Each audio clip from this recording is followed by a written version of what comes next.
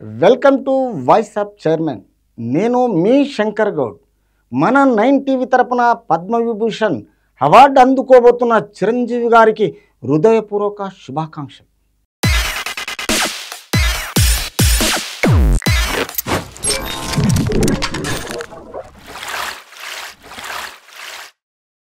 Megastar Chiranjeevi కేంద్ర ప్రభుత్వం ప్రకటించిన అత్యున్నత పురస్కారాలలో ఒకటైన పద్మవిభూషణ్ పురస్కారాన్ని చిరంజీవి అందుకోబోతున్నారు.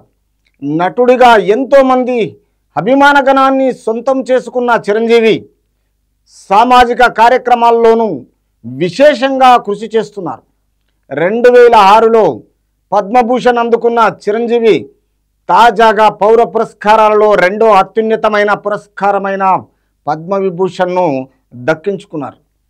1955 ఆగస్టు 22వ తేదీన కొనిదెల శివశంకర వరప్రసాద్గా పశ్చిమ గోదావరి జిల్లా నరసాపురంలో ఒక సాధారణ మధ్యతరగతి కుటుంబంలో జన్మించారు. చిన్నప్పటి నుంచి డ్యాన్సు, నటన అంటే ఎంతో ఆసక్తిని కనబరిచిన చిరంజీవి హై స్కూల్, కళాశాలలో చదువుకునే రోజుల్లోనే అనేక నాటకాలలో బహుమతులు అందుకున్నారు. ఇదే క్రమంలో సినిమాలపైన మక్కువ పెంచుకొని డిగ్రీ పూర్తి చేసి ఇప్పుడు చెన్నై అని చెప్పుకునే మద్రాసు బయలుదేరారు.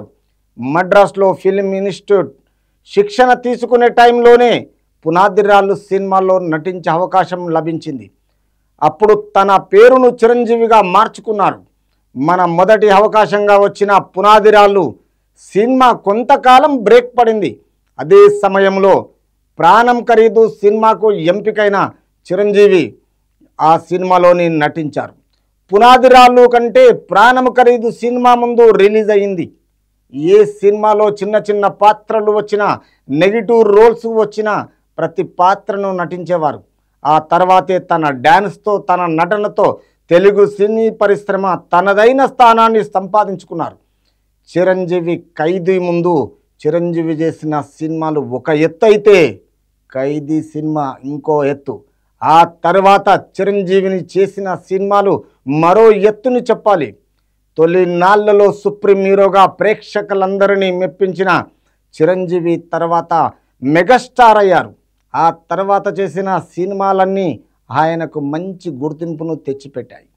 1990లలో అత్యధిక పారితోషికం తీసుకున్న తొలి భారతీయ నటుడిగా చిరంజీవి గుర్తింపు పొందారు. ఆ రోజుల్లోనే ఆయన సినిమాకు ₹1 కోటి వరకు పారితోషికము తీసుకున్నారు. అంటే చిరంజీవికి ఉన్న డిమాండ్ అలాంటిది. ఇప్పటి వరకు చిరంజీవి 155 సినిమాలలో నటించి తనకంటూ ఒక బ్రాండ్ను క్రియేట్ చేసుకున్నారు. ప్రస్తుతం 150వ సినిమా విశ్వంబర్లో ఆయన నటిస్తున్నారు. ఇటు సినిమాలలోనే కాకుండా సామాజిక సేవా కార్యక్రమాల్లోనూ చిరంజీవి గ్రేట్ హీరో అనిపించారు. Chiranjeevi charitable trust, blood bank, eye bank స్థాపించి సేవలు అందిస్తున్నారు. కరోనా సమయంలో సినీ కార్మికులను ఆదుకునేందుకు ఎంతగానో కృషి చేశారు. ఇక రాజకీయాల్లోనూ కేంద్ర మంత్రిగా పనిచేసిన చిరంజీవి తనకంటూ ఒక స్థానాన్ని ఏర్పరచుకున్నారు. 3 సార్లు ఉత్తమ నటుడిగా నంది పురస్కారాన్ని, 9 ఫిల్మ్ఫేర్ అవార్డులను, రఘుపతి వెంకయ్య నాయుడు అవార్డును, 2022 సంవత్సరానికి గాను Indian film personality of the year అవార్డును, పద్మభూషణ్ అవార్డును పొందిన చిరంజీవి తాజాగా పద్మవిభూషణ్ చిరంజీవిగా మన అందరి ముందు సగర్వంగా నిలబడ్డారు.